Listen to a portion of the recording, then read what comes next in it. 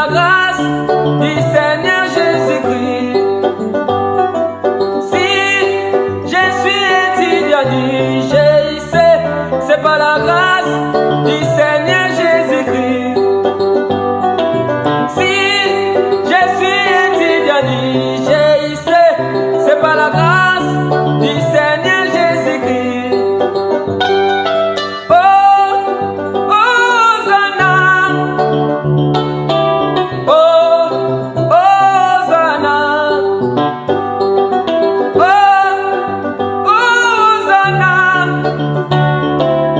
Oh, Hosanna. Si nous aimons les enseignements, c'est par la grâce du Seigneur Jésus-Christ. Si nous aimons les enseignements, c'est par la grâce du Seigneur Jésus-Christ. J'ai béni le Seigneur. Oh, j'ai béni le Seigneur. Oh, moi j'ai béni le Seigneur. Oh, j'ai béni le Seigneur.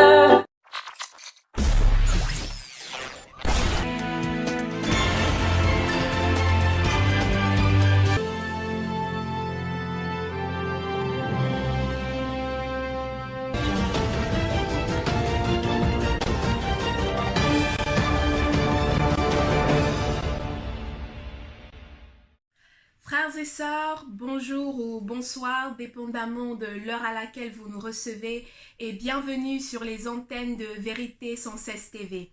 C'est avec une immense joie dans le cœur que je vous retrouve encore aujourd'hui pour partager la parole de notre Seigneur Jésus-Christ dans cette nouvelle émission de questions-réponses.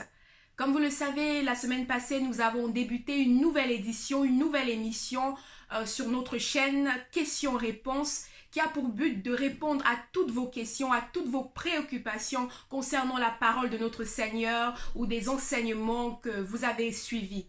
Alors, mes chers frères et sœurs, merci infiniment à tous ceux qui nous soumettent des questions de partout dans le monde. Et nous espérons qu'au travers de toutes les explications données par notre frère, conduit par le Saint-Esprit, bien sûr, vos questions sont pleinement répondues. Alors, sans plus tarder, nous allons commencer et débuter cette nouvelle édition de questions-réponses. Et pour cela, comme d'habitude, je vais appeler notre très cher frère, le frère Armando, qui va répondre à toutes vos questions à la lumière des Écritures. Donc, nous allons contacter notre frère Armando.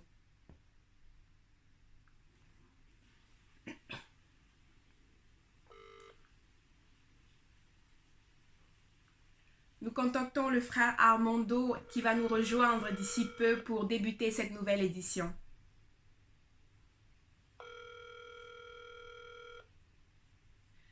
Bonjour frère Armando. Salut ma sœur, comment ça va? Ça va très bien par la grâce de Dieu. Et toi frère, nous espérons que tu vas très bien. Nous sommes ici avec les frères et sœurs qui nous suivent.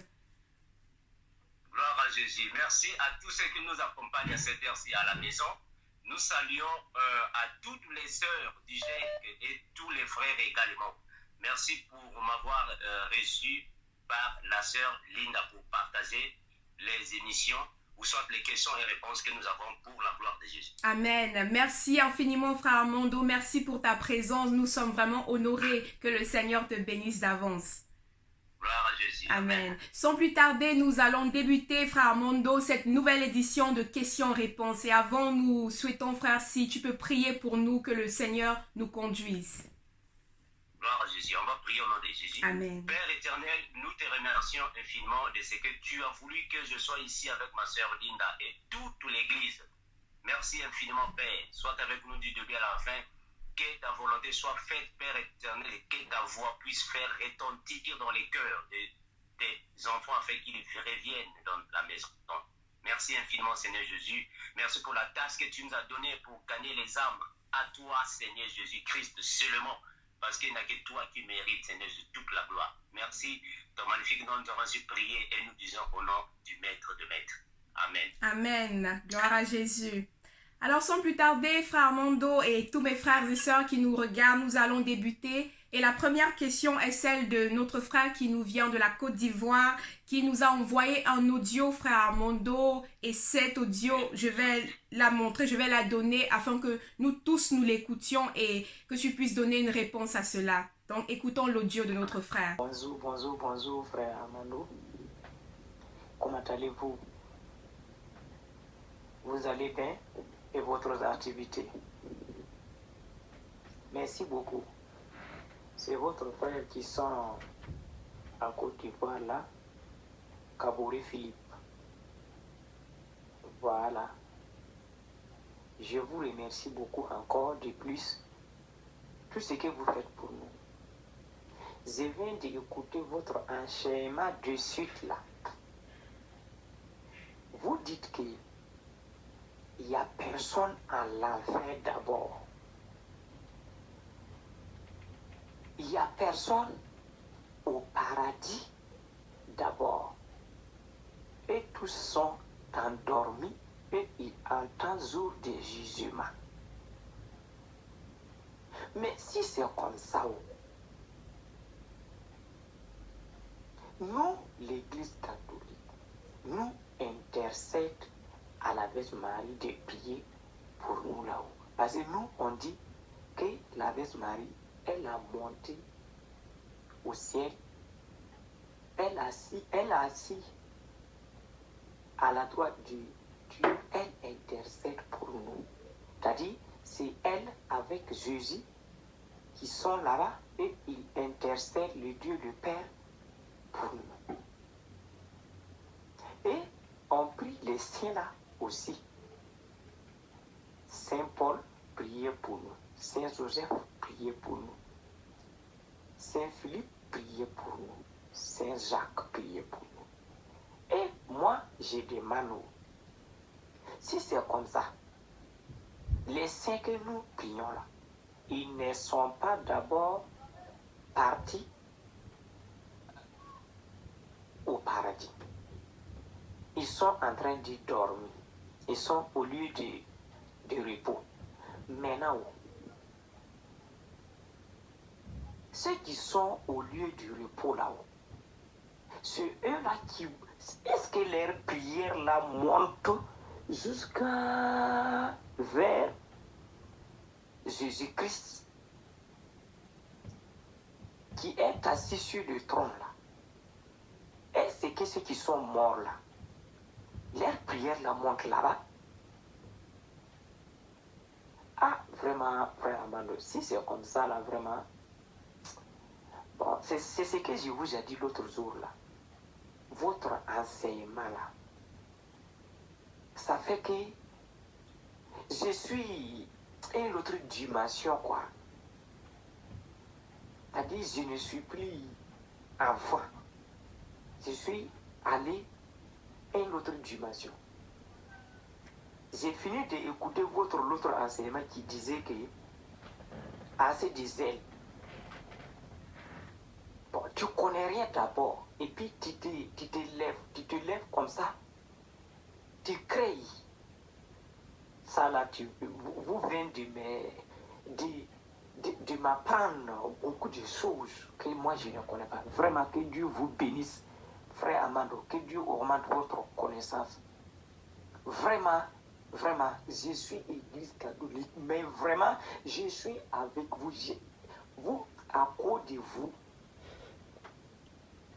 grâce à vous, moi je vais partir au paradis. Sinon, si j'allais rester avec ce que j'avais là, je ne vois même pas partir au quelque part. Jamais. Les jours que Jésus va venir là, je n'allais pas monter.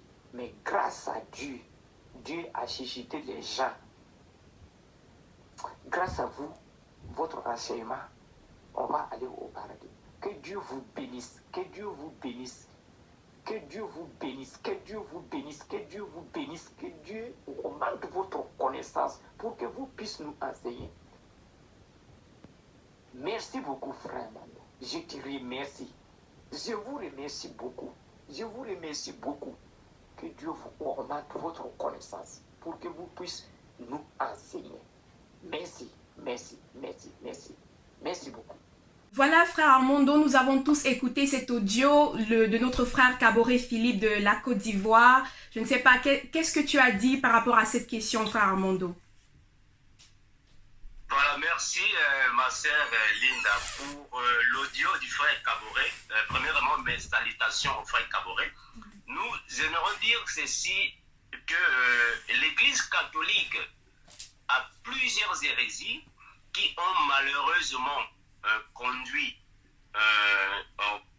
en erreur certains frères et certaines sœurs qui étaient là-bas mais qui ont quitté, les écailles les ont tombés, gloire à Jésus. Amen. Alors nous comprenons que ça, ce sont les hérésies. Marie n'a jamais été à la droite de Dieu pour intercéder pour les vivants. C'est faux et archi faux. Nous comprenons que Marie est dans le lieu de repos. Là-bas, dans le lieu de repos, personne ne peut prier à personne. Parce que dans le lieu de repos, ils sont tous là-bas pour attendre l'enlèvement de l'Église. Exactement. Personne là-bas ne prie. Donc Marie ne peut pas prier pour les humains. Bah, d'ailleurs, la Bible la confirme qu'il n'y a plus de relation entre les humains et les morts. Donc, c'est une hérésie. Nous ne pouvons pas pratiquer ce genre de choses. Alors, nous comprenons que c'est de la nécromancie que l'Église catholique fait. On ne peut pas demander aux saints de prier pour nous. Ça n'a pas de sens. Tout ce que le frère Kaboré a dit concernant l'Église catholique est une hérésie. Ce sont des pratiques occultes, ce qu'on appelle sataniquement par la nécromancie. Donc, ça n'a rien à voir avec nous, les chrétiens. Amen. Gloire à Jésus. Merci, frère Armando, pour cette réponse qui est très, très claire. Voilà, ça n'a absolument rien à voir avec nous, chrétiens. Merci infiniment. Donc, nous allons continuer avec la seconde question, frère Armando. Et elle stipule que tu avais dit, frère, qu'au paradis, il n'y a personne. Mais pourquoi Jésus a-t-il dit aux voleurs sur la croix, aujourd'hui même, tu seras au paradis avec moi? Merci pour la question, ma sœur Linda. J'aimerais que tu puisses nous aider aussi avec la lecture biblique. Pas de souci, frère. Voilà. Donc, nous avons dit dernièrement que personne est dans le paradis. Que ce soit dans le paradis ou dans l'enfer, il n'y a personne encore là-bas parce que nous avons compris que la Bible nous a éclairé là-dessus. Alors, bibliquement parlant, le paradis ne signifie pas forcément là où se trouve le trône de Jésus. Parce qu'on doit prendre le mot paradis par rapport aux premières Bibles, qui est la Bible hébraïque, mais aussi la Bible de la Septante. Alors à partir de la Bible hébraïque, le mot paradis, selon la culture juive, le mot paradis signifiait le jardin des rois. C'est-à-dire que dans les royaumes, il y avait des beaux jardins. Là où alors, ils appelaient par paradis. Le paradis signifiait, c'est-à-dire que l'étymologie du mot paradis signifie un lieu de délices, un lieu de merveille, un lieu de paix et de repos.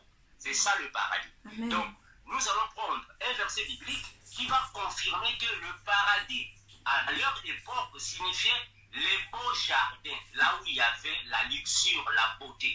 Alors prenons Ézéchiel. Ézéchiel chapitre 28, le verset 13. Ézéchiel 28, 13. Ézéchiel chapitre 28, verset 13. Gloire à Jésus. Je lis la parole de Dieu. Tu étais en Éden, le jardin de Dieu. Tu étais couvert de toute espèce de pierres précieuses, de sardoine, de topaze, de diamant, de chrysolite, d'ornyx, de japs, de saphir, d'escarboucle, d'émeraude et d'or. Des tabourins et des flûtes étaient à ton service, préparés pour le jour où tu fus créé. Amen. Amen. Gloire à Jésus. Amen. Donc, on nous confirme ici que le prophète Ézéchiel dit que tu étais en Éden, le jardin de Dieu.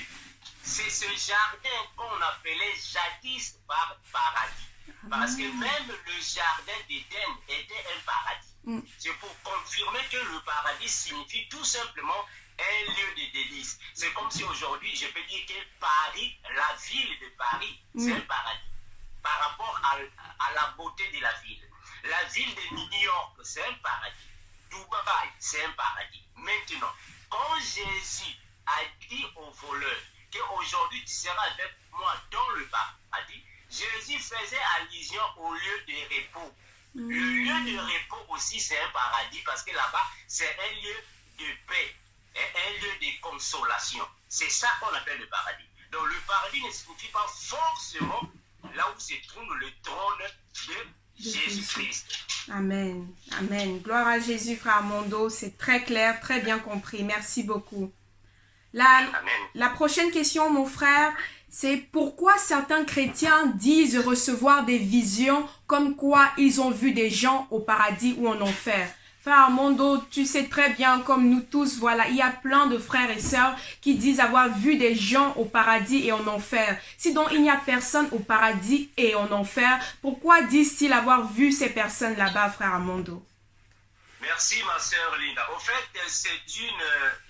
c'est une ignorance de certaines personnes parce que nous qui venons en fait, des églises, soi-disant des réveils, mais qui ne sont vraiment pas des réveils, mais plutôt des églises de sommeil, on nous apprenait là-bas que dans le paradis, il y a déjà des personnes. Alors les gens ont déjà gobé cela. On nous a déjà inculqué que le paradis, il y a des personnes qui vivent là-bas. Or, c'est faux, et dans l'enfer. Alors nous comprenons que dans le paradis et dans l'enfer, il y a encore personne. Ils doivent plutôt dire que dans le lieu de repos et dans le lieu de tourment. Parce que Jésus-Christ l'a confirmé dans un verset. Nous allons prendre ça dans Jean chapitre 3, le verset 13. Qu'est-ce que le Seigneur a dit là-bas? Jean 3, 13. Jean chapitre 3, le verset 13. Amen. Je lis la parole de Dieu.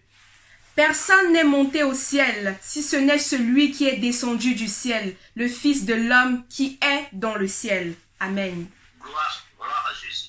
Quand le Seigneur Jésus-Christ dit, parce que ça, en fait, ça c'est un langage biblique. Quand Jésus dit personne n'est monté au ciel, il ne veut pas dire que personne n'a jamais visité le ciel, parce que c'est différent. Il y a déjà eu des gens qui ont visité le ciel. Alors Jésus, quand il dit personne n'a jamais monté au ciel, il veut tout simplement faire allusion à aller y habiter. C'est-à-dire que personne est déjà parti habiter dans le paradis. Parce que là-bas, c'est encore personne, il n'y a que Jésus qui est monté et descendu du ciel. Il est l'unique parce que c'est lui qui habite là-bas. Donc aujourd'hui, personne est au paradis. En plus, ce qui est étonnant est que quand les gens passent dans les médias disant qu'ils ont eu des visions du paradis, ils nous disent seulement qu'ils ont vu là-bas Alain Mouloto.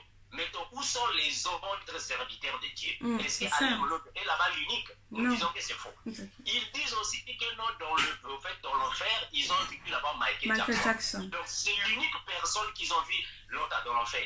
Mais non, ça n'a pas de sens parce que dans l'enfer, on ne peut pas seulement voir Michael Jackson. Il faut qu'il y ait plusieurs personnes.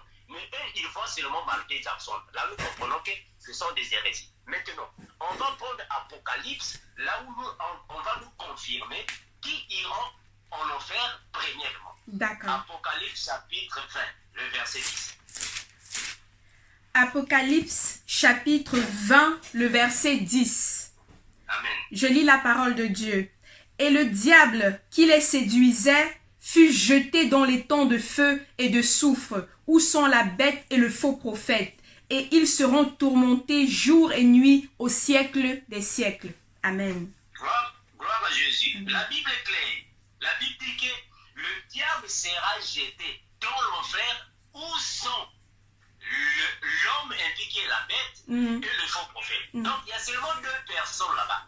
On n'a pas dit où sont les personnes en fait condamnées. Non, parce que l'enfer c'est le lieu de condamnation. Or, avant d'être condamné, il faut d'abord passer par le jugement dernier. Avant le jugement dernier, personne ne peut aller en enfer ni au paradis pour rester là-bas. Ça n'a pas de sens, ma soeur. Pas du tout, frère. Linda, on va encore prendre un autre verset parce qu'on doit avoir au moins deux témoins pour confirmer. Prenons Proverbe.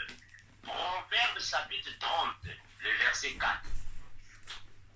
Proverbe chapitre 30, Le verset 4. le verset 4. Qui est monté aux cieux et qui en est descendu, qui a recueilli le vent dans ses mains, qui a serré les eaux dans son vêtement, qui a fait paraître les extrémités de la terre. Quel est son nom et quel est le nom de son fils? Le sais-tu? Très bien. Donc ici dans le proverbe, on nous demande qui est monté aux cieux. Quel est son nom? Mais son nom c'est Jésus. C'est Jésus, amen. Il n'y a que Jésus qui est monté aux cieux. Il n'y a que Jésus qui est descendu du ciel. C'est un langage biblique. Monter aux cieux signifie y habiter. Aller au ciel pour habiter. Or, personne n'est déjà monté au ciel pour habiter là-bas. Mais il y a eu des gens qui ont visité le ciel. C'est un langage biblique. Amen. Merci ma sœur. Amen. Amen. Merci frère Armando. La prochaine question est, frère Armando, est-ce que la Bible interdit à la femme de prêcher la parole à ses voisins? Est-ce que la Bible nous interdit d'être prêcher la parole à nos voisins en tant que femmes chrétiennes? Non, ma sœur. En fait, il y a une mauvaise interprétation par rapport à l'œuvre du Seigneur aux femmes. La Bible n'a jamais interdit à la femme de prêcher. C'est pas ça. La Bible était précise de le dire. On va prendre ces deux versets bibliques parce que ça crée beaucoup de confusion. Exactement. Nous sommes dans 1 Corinthiens, chapitre 14, le verset 34. 1 Corinthiens, chapitre 14, le verset 34. Amen. Que les femmes se taisent dans les assemblées, car il ne leur est pas permis d'y parler, mais qu'elles soient soumises selon que le dit aussi la loi. Amen. Amen. Gloire à Jésus. C'est très clair, ma sœur. La Bible a dit que les femmes se taisent dans les assemblées. Maintenant, on va poser une question. Est-ce que la Bible dit que les femmes se taisent dans le supermarché? Non, non, pas du tout. Voilà. Voilà. Est-ce qu'on a dit que les femmes se taisent dans les réseaux sociaux? Non, pas du tout, frère. Voilà. On a dit que les femmes se taisent dans les assemblées. Ce qui signifie que une femme ne peut pas prendre de l'autorité sur les hommes dans l'assemblée. C'est ça le langage que Paul voulait dire. Parce que dans l'assemblée, c'était selon l'apôtre Paul, parce que l'apôtre Paul était un docteur de la parole. Alors le langage d'un docteur est toujours profond. Quand il dit que les femmes se taisent, il ne veut pas dire se taire comme on peut le prendre dans le sens grammatical, fermer la bouche. Non. Se taire ici ne signifie pas fermer la bouche. Se taire ici signifie ne pas prendre de l'autorité sur les hommes. Ne pas parler ne pas parler en étant supérieur aux hommes. Parce que nous allons voir que dans l'assemblée, une femme peut prêcher, une femme peut prophétiser et prier. On va prendre un passage biblique. Nous sommes dans 1 Corinthiens, chapitre 11, le verset 5. 1 Corinthiens, chapitre 11, le verset 5. Toute femme, au contraire, qui prie ou qui prophétise la tête non voilée, déshonore son chef. C'est comme si elle était rasée. Amen. Gloire à Jésus. Maintenant, on va comparer 1 Corinthiens 14, 34 et 1 Corinthiens 11, 5. Dans 1 Corinthiens 14, 34, l'apôtre Paul dit que les femmes se taisent dans les assemblées. Mais dans 1 Corinthiens 11, 5, il dit encore quoi que toute femme qui prophétise et qui prie. Maintenant, comment est-ce qu'elles vont prier et prophétiser si elles doivent se taire? C'est ça, c'est ça. C'est là maintenant que ça devient maintenant compliqué à ceux qui ne sont pas encore matures. L'apôtre Paul voulait tout simplement dire que la femme ne peut pas prendre de l'autorité. Se taire signifie ne pas prendre de l'autorité sur l'homme. Là, nous sommes prenons d'abord 1 Timothée pour voir ça. Et prenons d'abord 1 Timothée 2, 12. Prends d'abord 1 Timothée 2, 12. 1 Timothée 2, verset 12. Je ne permets pas à la femme d'enseigner ni de prendre de l'autorité sur l'homme, mais elle doit demeurer dans le silence. Amen. Très bien. C'est ça. Comme l'apôtre Paul dit que je ne permets pas à la femme d'enseigner ni de prendre de l'autorité. C'est ce qu'il voulait dire que les femmes se taisent. Donc, ne pas prendre l'autorité sur les hommes. C'est ça le problème. Alors, on va encore prendre Apocalypse chapitre 2, le verset 20. Apocalypse 2, le verset 20. Je lis la parole de Dieu. Mais ce que j'ai contre toi, c'est que tu laisses la femme Jézabel qui se dit prophétesse enseigner et séduire mes serviteurs pour qu'ils se livrent à de l'impudicité et qu'ils mangent des viandes sacrifiées aux idoles. Amen. Gloire à Jésus. Donc, le Seigneur Jésus est en train d'interdire à la femme d'enseigner dans l'église. C'est dans l'église. On n'a pas parlé au supermarché, dans les réseaux sociaux. Non, c'est dans l'église. Prends le verset 18. Le verset 18 dit « Écris à l'ange de l'église de Thyatire. Voici ce que dit le Fils de Dieu, celui qui a les yeux comme une flamme de feu et dont les pieds sont semblables à de l'airain ardent. » Amen. Gloire à Jésus. Donc, le Seigneur Jésus interdit ici à la femme Jézabel d'enseigner dans l'église. Amen. Ici, c'est dans l'église de Thyatire. Ça n'a rien à voir avec les réseaux sociaux. Donc, une femme peut prêcher la parole dans les réseaux sociaux. Amen. Dans un supermarché. Elle peut prêcher dans un autobus, dans le métro, dans le train. Elle peut prêcher la parole. Amen. Mais c'est dans l'église, là où il y a des hommes, elle ne peut pas prendre de l'autorité. Amen. Merci, ma soeur. Amen. Merci, frère Armando. C'est très, très, très, très clair. Merci beaucoup. Nous allons continuer, voilà, avec notre série de questions. Et nous sommes à la question 6. Frère Armando, pourquoi Jésus-Christ est-il appelé le bois vert et nous sommes appelés le bois sec? Gloire à Jésus. Gloire à Jésus.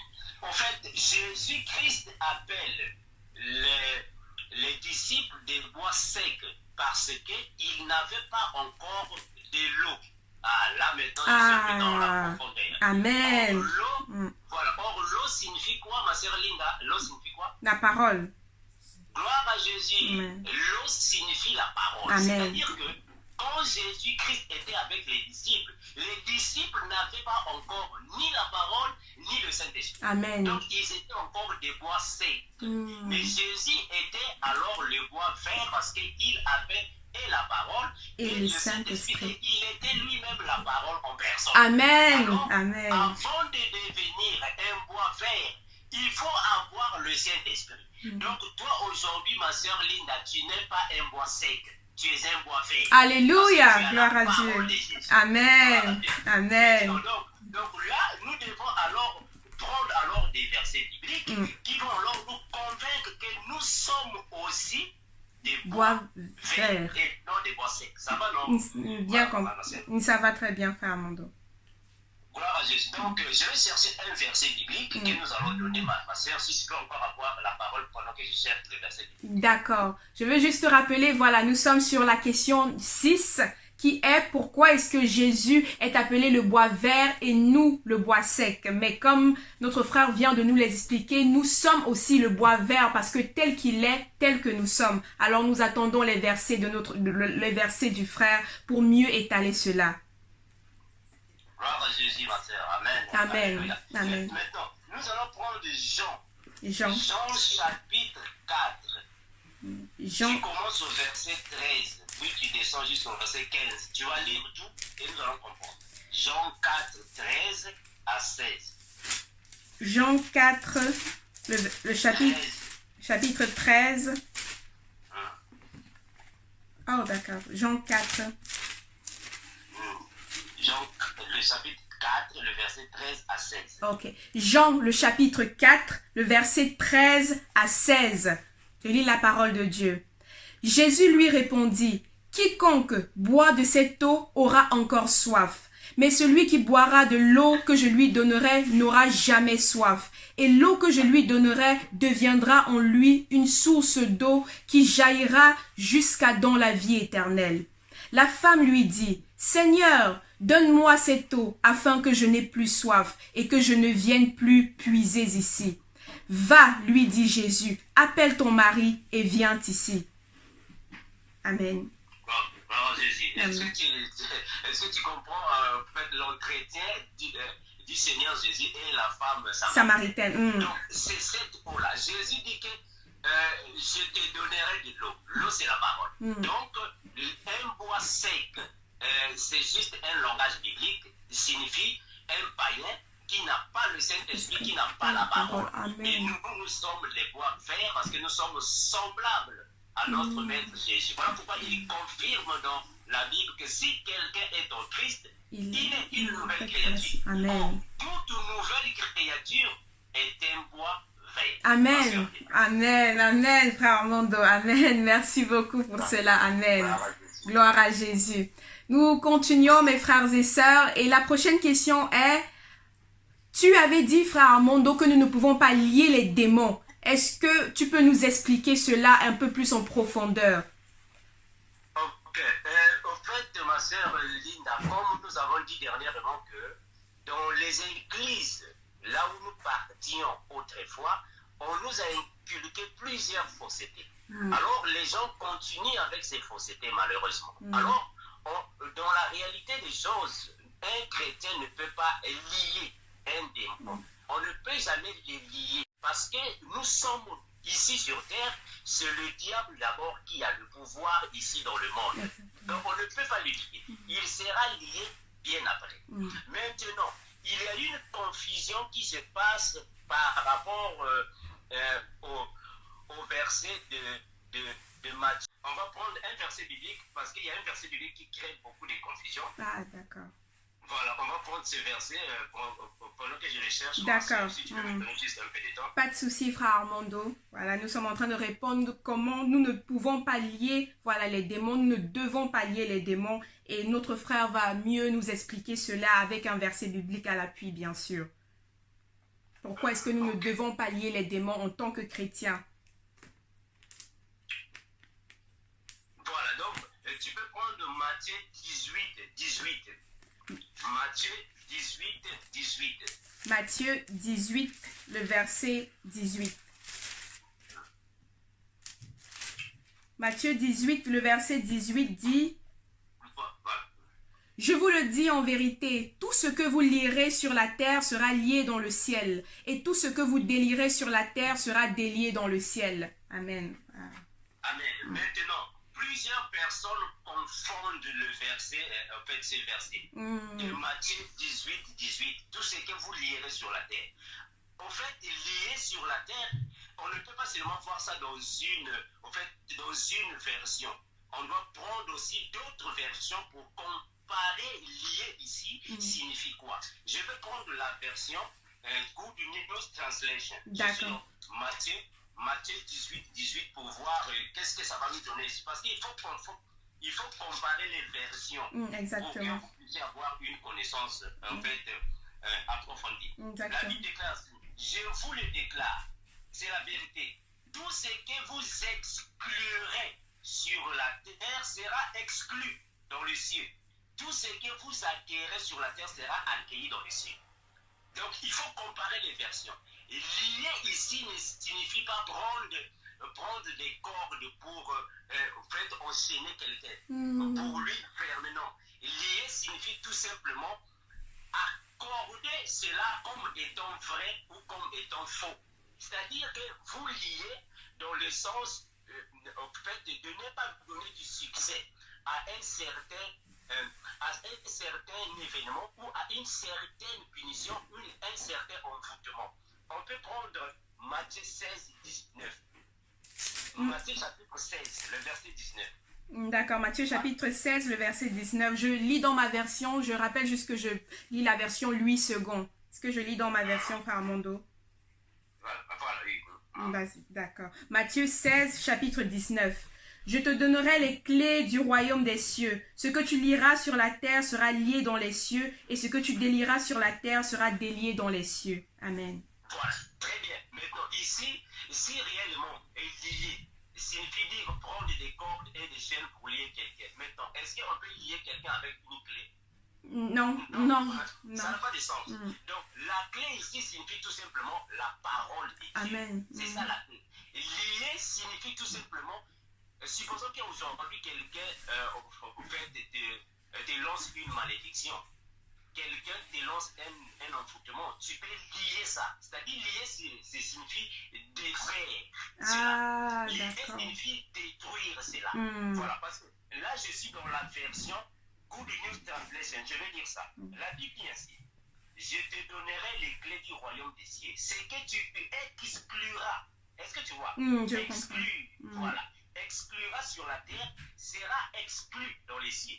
Donc, ce que tu lieras ne signifie pas lier, mais signifie exclure, abolir. Amen. Voilà, défaire. Voilà. Donc, nous allons comprendre un autre verset, ma soeur, pour que ça nous aide. Va dans Jacques chapitre 4, le verset 7. Jacques 4, 7. Jacques 4, 7.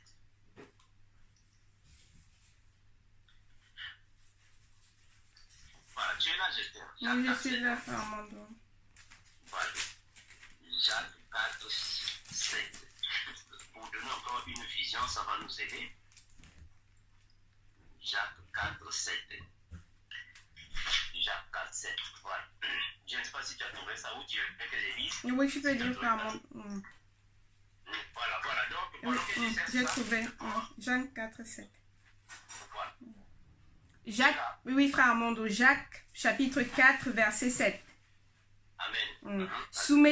Soumettez-vous donc à Dieu, résistez au diable et il fuira loin de vous. Amen. Gloire à Jésus. Très bien. La Bible confirme que nous ne devons pas lier le diable et les démons. Mais on doit faire quoi? On doit les chasser. Amen. Parce qu'ici dans Jacques, on nous confirme que résister au diable. Et il fuira, il va fuir. Donc, on ne peut pas les lier. Laissez-le fuir. Parce que c'est encore le temps du diable. On ne peut pas les lier. Prenons aussi Marc chapitre 16, le verset 17. Qu'est-ce qu'on nous dit là-bas? Marc 16, 17. Marc chapitre 16, le verset 17. Je lis la parole de Dieu. Voici les miracles qui accompagneront ceux qui auront cru. En mon nom, ils chasseront les démons. Ils parleront de nouvelles langues. Amen. Amen, ma sœur. Très bien. Donc, tu peux seulement t'arrêter là-bas. C'est clair. Ils chasseront les démons. Amen. On n'a pas dit ils lieront les démons. Non. On ne peut pas lier ni le diable ni les démons. On les chasse. Amen. Maintenant, le diable sera lié pendant le retour triomphal de Jésus, c'est qu'on appelle par la parousie. C'est là que le diable sera lié. Là, nous sommes dans Apocalypse, chapitre 1er, le verset, chapitre 20, pardon. Apocalypse, chapitre 20, du 1er au 3e verset. Apocalypse, chapitre 20, du 1er au 3e verset. Puis je vis descendre du ciel un ange qui avait la clé de l'abîme et une grande chaîne dans sa main. Il saisit le dragon, le serpent ancien, qui est le diable et Satan, et il le lia pour 1000 ans.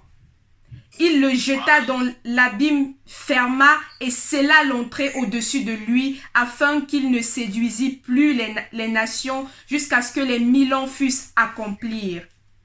Voilà, je dis, c'est clair. C'est donc très clair. Le diable sera lié pendant cet événement et il sera jeté dans la vie. Donc aujourd'hui, on ne peut pas lier le diable, on ne peut pas aussi lier les démons. C'est une hérésie des églises d'où nous venons. Merci, ma sœur. Merci, frère Armando. Voilà, la prochaine question que nous avons eu plusieurs questions cette semaine, frère. La prochaine question est, quelle est la différence entre Apocalypse chapitre 6, verset 2 et Apocalypse chapitre 19, le verset 11? Et pour mieux comprendre cela, frère, je vais lire ces passages premièrement. Donc, Apocalypse 6, le verset 2, premièrement.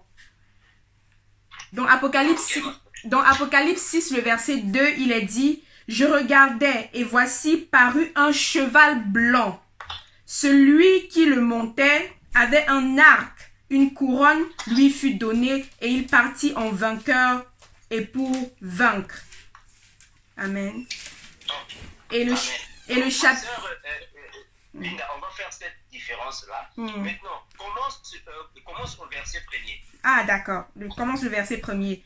Donc, le verset premier de Apocalypse 6, 1 dit « Je regardais comme l'agneau ouvrir un des 7 sceaux, et j'entendis l'un des 4 êtres vivants qui disait comme d'une voix de tonnerre, viens. » Voilà, Jésus. Donc, nous comprenons que il y a une confusion qui se passe aussi parmi les prédicateurs par rapport à ces deux passages bibliques.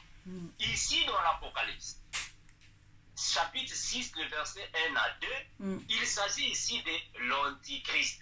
Parce que c'est lui qui est le vainqueur des nations. C'est l'Antichrist. Ce n'est pas Jésus-Christ, c'est l'Antichrist.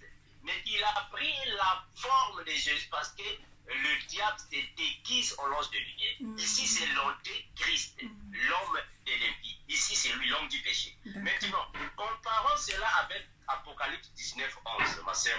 D'accord. Apocalypse 19, 11 dit « Puis je vis le ciel ouvert, et voici parut un cheval blanc.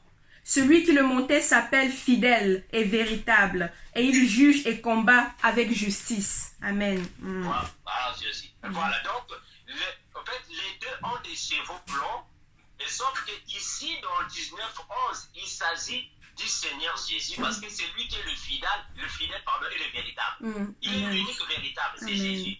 C'est lui qui vient pour alors faire la justice dans le monde, c'est Jésus. Or, le diable là-bas, lui, il est le vainqueur des nations. C'est ça la différence. Jésus est le fidèle, il est le véritable Dieu, et c'est lui qui fait la justice dans le monde. Donc, c'est ça la différence de ces deux versets. Le verset premier là-bas qu'on a lu, 6, 1, 2, c'est le diable. Mais dans Apocalypse 19, 11, là-bas, c'est le Seigneur Jésus-Christ. Gloire à Dieu. Donc, c'est bien compris. En fait, c'est le diable qui s'est juste déguisé comme le Seigneur Jésus-Christ avec un cheval blanc. D'accord. C'est bien compris, frère. Maintenant, la prochaine question. Est-ce que les 144 000 seront seulement les témoins de Jéhovah, frère Armando? Bon, ça aussi, c'est une hérésie, ma sœur Linda. C'est une erreur biblique. Nous comprenons que les témoins de Jéhovah n'ont pas bien vu ici, parce que j'ai déjà fait plusieurs partages bibliques ou un débat avec eux. Malheureusement, ils n'ont pas bien compris les 144 000. En réalité, les 144 000, c'est le reste de la postérité de la femme. Là, nous sommes dans Apocalypse chapitre 12. C'est le reste de la postérité de la femme que le diable ira attaquer. Maintenant, le Seigneur Jésus enverra deux témoins qui ont l'esprit d'Élie et de Moïse, qui iront en Israël pour alors sauver ces 144 000. 144 000 n'est qu'un chiffre symbolique. Cela ne signifie pas réellement 144 000. Donc, c'est le reste du peuple d'Israël qui sera sauvé, c'est-à-dire qu'ils vont recevoir la grâce parce qu'ils avaient perdu la grâce. Ils vont recevoir la grâce, mais après avoir traversé la grande tribulation. C'est eux alors qui sont appelés ici bibliquement par les 144 000. Donc ça n'a rien à voir avec les témoins de Jéhovah, rien à voir avec n'importe quelle religion, mais ça a à voir avec le peuple d'Israël uniquement.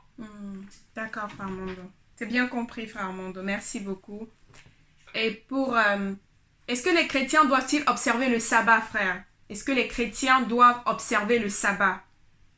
Bon, en fait, il y a aussi une incompréhension par rapport au sabbat. Le sabbat, en réalité, sabbat signifie repos. Ça, c'est le sabbat. Ça signifie repos. Mais alors, la Bible nous confirme que le sabbat est une chose perpétuelle. Je précise bien le mot chose. Parce que les gens confondent la pratique et la chose, c'est différent. Le sabbat n'est pas une pratique perpétuelle, mais c'est une chose perpétuelle. Alors pour ceux qui sont matures, ils comprennent ce que je vais dire.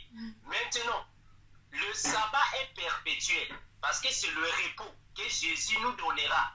Il a même confirmé dans la parole que je suis le maître du sabbat. Le sabbat signifie le repos. Nous aurons le repos perpétuel. Maintenant, aujourd'hui, nous les chrétiens, nous ne pouvons pas pratiquer le sabbat. Attention, nous avons la chose du sabbat qui est le repos. Voilà pourquoi Jésus dit, venez à moi. Vous tous qui êtes fatigués et chargés, je vous donnerai le repos. Le repos signifie le sabbat. Donc, on ne peut pas pratiquer le sabbat, mais nous avons le sabbat. Maintenant, les chrétiens ne peuvent pas pratiquer le sabbat comme on pratiquait pendant le temps de Moïse, parce que le temps de Moïse était le temps de condamnation. Or, nous, aujourd'hui, nous n'avons pas de condamnation. Donc, on va d'abord prendre, ma sœur, prenons d'abord Romains chapitre 8, le verset 1. Commençons d'abord par là. Romains 8 et 1. Romains chapitre 8, le verset 1. Il n'y a donc maintenant aucune condamnation pour ceux qui sont en Jésus-Christ. Amen. Gloire à Jésus. Amen. Voilà. Donc, on n'a pas dit qu'il n'y a plus de condamnation pour ceux qui sont en Moïse. Non. C'est ça, c'est ce qu'on a dit. Non, Voilà. non. On a dit, très bien, gloire à Jésus. On a dit qu'il n'y a plus de condamnation pour ceux qui sont en En Jésus. Jésus-Christ. Parce que nous sommes des nouvelles créatures. Or, parmi les condamnations, la pratique, je précise, je ne dis pas la chose du sabbat, mais la pratique du sabbat était parmi les condamnations. Or, nous, aujourd'hui, nous ne pouvons pas pratiquer le sabbat parce que nous avons déjà le sabbat que les repos. Là, nous sommes dans Hébreux, chapitre 7, le verset 12. Hébreux chapitre 7, le verset 12. Car le sacerdoce étant changé, nécessairement aussi, il y a un changement de la loi. Amen. Gloire à Jésus. Amen. La Bible est claire. Ma sœur Linda, est-ce que tu peux répondre ça, c'est très important. Oui, car le sacerdoce étant changé, nécessairement aussi, il y a un changement de la loi.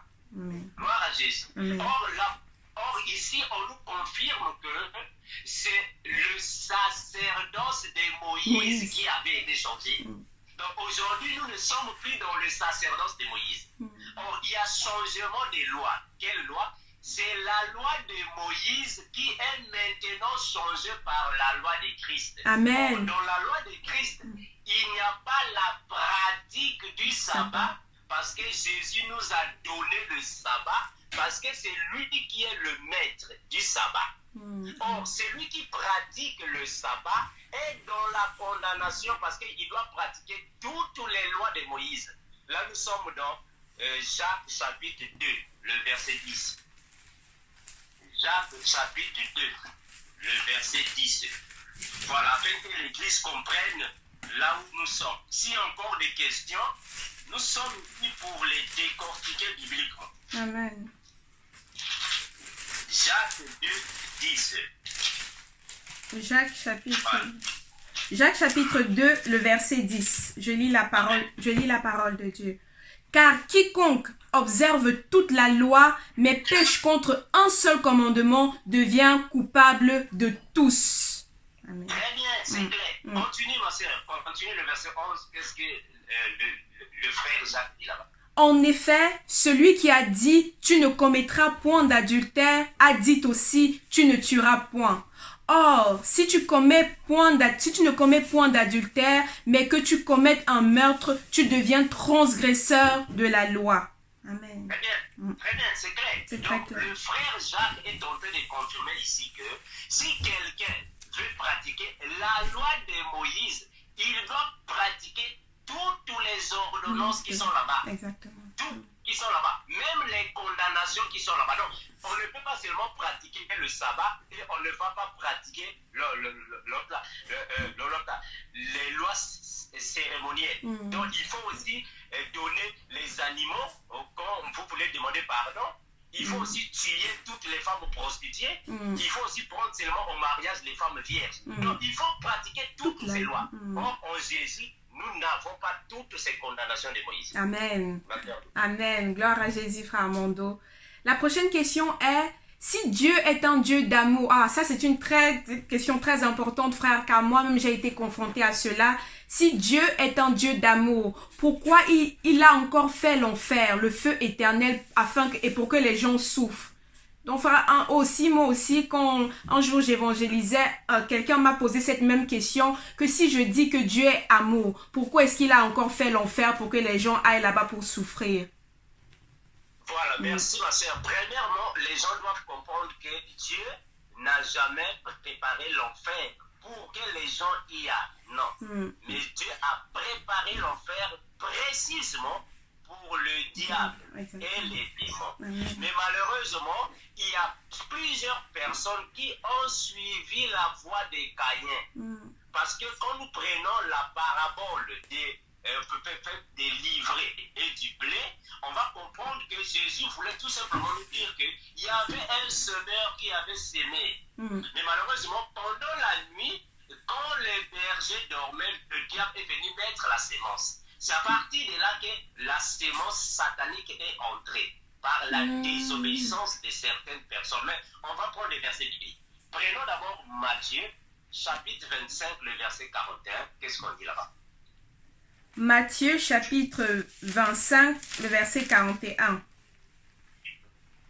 La parole de Dieu dit: Ensuite, il dira à ceux qui seront à sa gauche, retirez-vous de moi, maudits, allez dans le feu éternel qui a été préparé pour le diable et pour ses anges. Amen.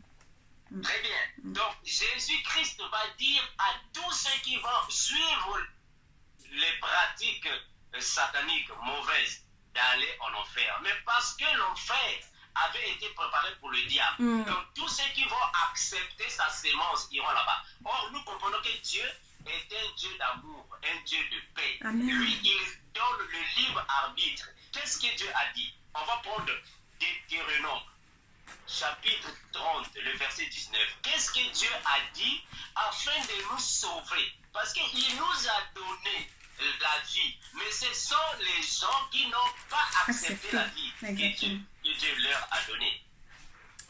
Deutéronome 30, 19. Deutéronome 30, le verset 19. Non, ça s'arrête au verset 17. Non, tu n'as pas trouvé ça? Oh, ok, ça, pardon, je suis dans le nombre. Ok, Deutéronome. Ah, voilà, Deutéronome 30, 19. Ok, Deutéronome 30. Pardon, j'étais dans le nombre. Deutéronome 30, le verset 19. Je lis la parole de Dieu. Amen. La parole de Jésus. Le Seigneur dit, j'en prends aujourd'hui à témoin contre vous le ciel et la terre. J'ai mis devant toi la vie et la mort, la bénédiction et la malédiction. Choisis la vie afin que tu vives, toi et ta postérité. Amen. Gloire à Jésus. Amen. Donc Dieu a donné cette opportunité à tous.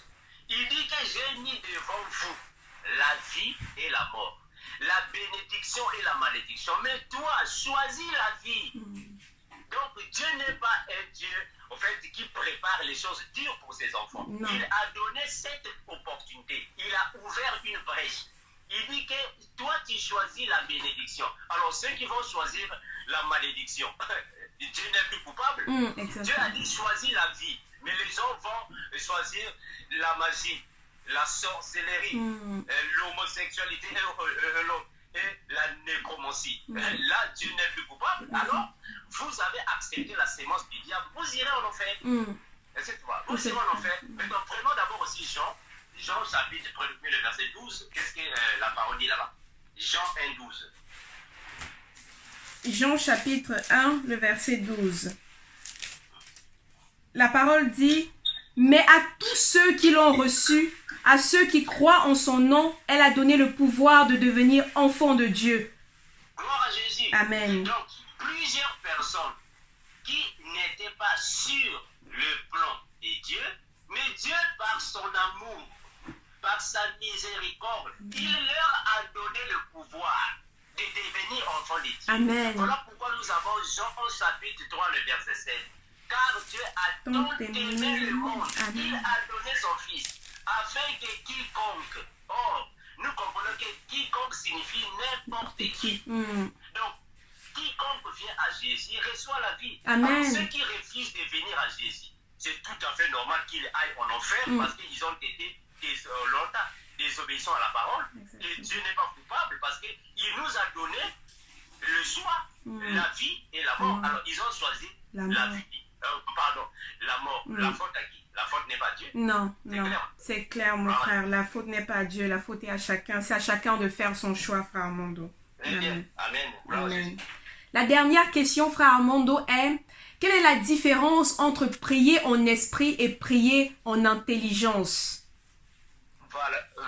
Oui, ma soeur, il y a une grande différence entre prier en esprit et en intelligence. C'est-à-dire que prier en esprit signifie être en contact avec le Seigneur et être animé et dirigé par le Saint-Esprit. Voilà pourquoi la Bible dit: ne craignez pas si on vous emmène on vous accuse dans les synagogues et on vous amène dans des places publiques.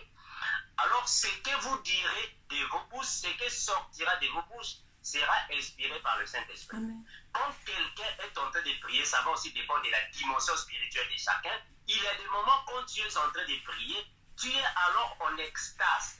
Tu es saisi par l'Esprit et les paroles qui sortent de ta bouche ne viennent plus de toi, mais viennent du Saint-Esprit. C'est ça, c'est le prier en esprit. Maintenant, le prier en intelligence, c'est quand tu pries avec ton intelligence académique, comme aujourd'hui, comme on fait dans plusieurs églises, notamment l'église catholique. Les gens prient avec les prières déjà écrites. C'est-à-dire qu'on écrit une prière et on te donne la prière. Tu commences à lire la prière. Donc, cette prière ne vient même pas de toi, ça vient alors d'une feuille, d'un papier qu'on avait écrit. Ça, c'est la prière en intelligence parce que tu n'es pas concentré, mais tu es en train de répéter les phrases qu'une autre personne a écrites. Donc, ça n'a rien à voir avec la prière spirituelle. Maintenant, on va prendre quelques versets bibliques. D'accord. Prenons 1 Corinthiens 14, 14. 1 Corinthiens 14, 14. 1 Corinthiens 14, 14. La parole dit: car si je prie en langue, mon esprit est en prière, mais mon intelligence demeure stérile. Amen. Très bien. Donc, quand quelqu'un est en train de prier en langue signifie tout simplement prier en esprit. C'est la même chose. Quand quelqu'un est en train de prier en langue, ou prier en esprit, attention. Quand je dis prier en langue, je ne veux pas dire ici c'est ça, frère, c'est ça. Je voulais poser ça, c'est ça. Est-ce que c'est le prier dans les langues? C'est ça que je voulais demander. Non, prier en langue signifie prier en esprit. C'est-à-dire que quand tu es en train de prier et que tu entres en extase, tu es saisi par l'esprit et les paroles qui sortent de ta bouche viennent de l'esprit. Ton intelligence là-bas n'a plus de rôle. Voilà pourquoi l'apôtre Pierre confirme là-bas que c'est poussé par l'esprit que les gens ont parlé de la part de Dieu.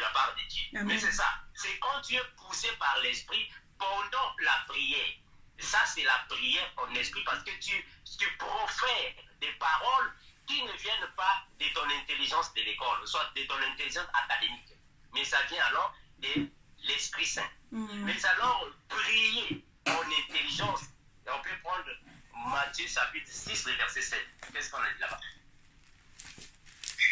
Matthieu 6, le verset 7. Je lis la parole de Dieu. En priant, ne multipliez pas de vaines paroles comme les païens qui s'imaginent qu'à force de paroles, ils seront exaucés. Amen. Très bien. Ça, c'est la prière en intelligence. C'est-à-dire que quelqu'un vient prier, il prie. D'ailleurs, même lui-même, il ne sait pas ce qu'il dit. Il déborde le sujet. Il demande des choses qui ne sont même pas propres à Dieu. Ça, c'est la prière en intelligence. Parce que ça n'a rien à voir avec l'esprit. Cette prière n'est pas en contact avec l'esprit.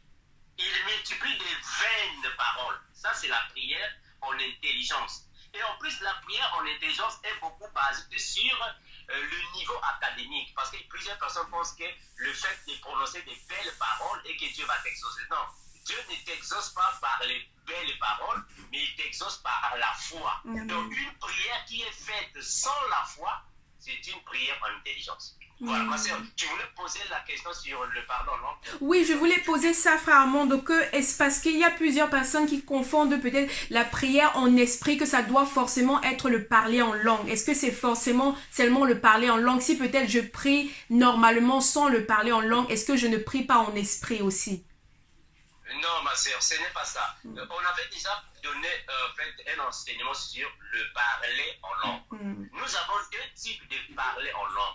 Le parler en langue des hommes et le parler en langue des anges. Alors, ceux qui font la théologie comprennent de quoi je suis en train de parler ici. Alors, le parler en langue des anges, c'est alors prononcer des paroles qui ne viennent pas de toi, mais viennent de l'esprit.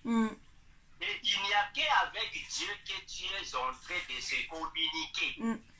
Ce n'est pas forcément ce qu'on entend aujourd'hui, les rabababa, chakarakondo. Ce n'est pas forcément cela. Je ne dis pas que ça c'est faux. Mais bien qu'il y a maintenant l'esprit de Python qui est là, qui contredisent alors ces choses. Il y a toujours le vrai et le faux. Mais le parler en langue aussi peut aussi être le parler en langue des hommes. C'est-à-dire que tu parles une langue que tu n'as jamais apprise à la maison chez tes parents. C'est ça le parler en langue. Tu parles une langue que tu n'as jamais apprise à l'école. C'est ça le parler en langue. On a vu dans les jours de la Pentecôte, il y a eu des croyants qui prononçaient des phrases avec la langue qu'ils n'ont jamais apprise à l'école. C'est ça le parler en langue. Donc ce n'est pas forcément prononcer des mots qui sont inintelligibles. Le prier en esprit aussi signifie être poussé par le Saint-Esprit. Amen. Gloire à Jésus. Merci beaucoup, frère Armando. Juste une toute petite dernière question concernant cette question encore. Maintenant que nous avons fait la différence entre le prier en esprit et le prier en intelligence, comment maintenant prier en esprit, frère Armando? Comment est-ce que je fais cela en tant que chrétien? Comment est-ce que je prie en esprit en tant que chrétien? Si je viens peut-être de donner ma vie au Seigneur, comment peut-être je commence même cela? Voilà, donc nous allons prendre un verset biblique. Laisse-moi chercher un verset biblique qui va nous aider. D'accord. Comment est-ce qu'on peut vraiment prier? Je vais chercher ça, ma soeur. D'accord, pas de souci, frère Armando. Voilà, nous sommes presque à la fin, nous sommes à la dernière question. Et voilà, nous voulons expliquer, ou notre frère veut mieux nous expliquer comment maintenant prier en esprit, puisque nous avons eu cette différence claire qui est la différence entre le prier en esprit et le prier avec intelligence. Maintenant, nous voulons savoir comment maintenant prier en esprit, parce que le Seigneur l'a dit que ceux qui l'adorent doivent l'adorer en esprit. Voilà, comment maintenant prier en esprit. Amen. Ma sœur Lina, on va prendre Jean chapitre 4. Jean chapitre 4. 23 et 24. Jean chapitre 4. Jean chapitre 4, le verset 23 et 24. 23 et 24. Mais l'heure vient, et elle est déjà venue, où les vrais adorateurs adoreront le Père en esprit et en vérité, car ce sont là les adorateurs que le Père demande. Dieu est esprit, et il faut que ceux qui l'adorent en esprit et en vérité. Amen. Gloire à Jésus. Amen. Donc le Seigneur Jésus confirme que l'heure vient, mais elle est déjà venue, où les vrais adorateurs adoreront le Père en esprit. Or, adorer le Père en esprit signifie tout simplement accepter Jésus-Christ dans ta vie, faire une repentance sincère, accepter Christ dans ta vie, mener la vie de sanctification, avoir une intimité avec Jésus. Dès que tu vas prier, puisque tu es une nouvelle créature, ce n'est plus toi qui es en contrôle, C'est maintenant le Seigneur Jésus maintenant qui va contrôler tout ce que tu fais. Amen. Et alors, à partir de là, que le Saint-Esprit va t'aider à prier. C'est lui qui va prier à ta place. Il va prononcer des paroles à ta place que même toi-même tu ne vas pas te rendre compte. C'est ça, prier en esprit. Donc, une fois que tu es déjà en contact avec avec le Seigneur Jésus, tu as déjà le Saint-Esprit. C'est lui qui va te diriger. Voilà pourquoi l'apôtre Pierre confirme que c'est poussé par l'Esprit que les gens ont parlé de la part de Dieu. Mais ceux qui sont poussés par l'Esprit, c'est ceux qui adorent le Seigneur Jésus. Amen. Gloire à Jésus, gloire à Jésus. Merci infiniment, frère Armando. Nous sommes à la fin de notre questionnaire. Nous te disons merci et nous rendons toute la gloire à notre Seigneur, bien sûr. Merci infiniment pour ce moment. Merci, ma sœur Linda. Merci à tous ceux qui nous ont accompagnés à cette heure-ci et nous sommes disponibles pour toutes les questions. Donnez vos questions à la sœur Linda et nous allons avoir le temps par la grâce de Dieu pour revenir et alors on décortiquer bibliquement. Amen. Merci ma sœur Linda. Passe une bonne journée et bonne continuité. Bonne journée, frère Armando. Merci infiniment. Que le Seigneur te garde et te bénisse. Également, ma sœur. Merci. Alors mes frères et sœurs, voilà, nous sommes à la fin de ce magnifique moment que nous avons passé avec notre Seigneur, bien sûr. Nous disons merci à son serviteur qu'il a utilisé, voilà, pour répondre à toutes ces questions à la lumière des Écritures.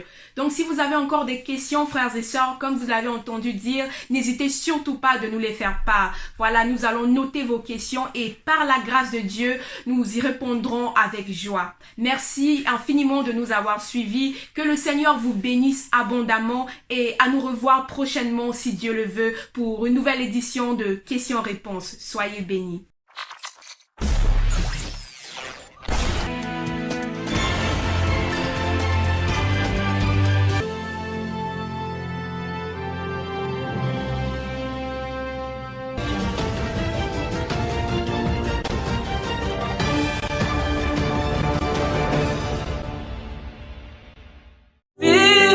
Je suis disciple aujourd'hui, c'est pas